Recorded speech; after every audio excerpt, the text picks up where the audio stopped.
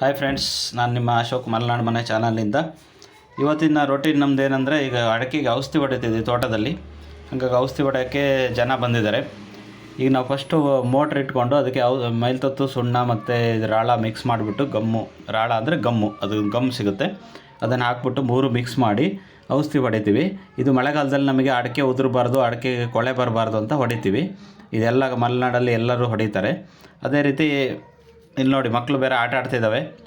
ಹಾಗೆ ನಾವು ಔಷಧಿ ನೋಡಿ ಹೊಡಿತಾ ಇದ್ದೇನೆ ಔಷಧಿ.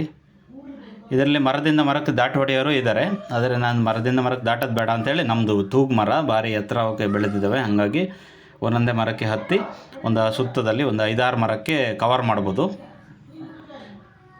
ಆದ್ದರಿಂದ ಔಷಧಿ ಹೊಡಿತಿದೆ ನೋಡಿ, ಇದು ಮೋಟ್ರು, ಇದು ಔಷಧಿ ಕಳ್ಳಿದ್ದೀವಿ. ಆಯಿತಾ. ನೆಕ್ಸ್ಟ್ ವೀಡಿಯೋದಲ್ಲಿ ನಿಮಗೆ ಲಾಂಗ್ ವೀಡಿಯೋ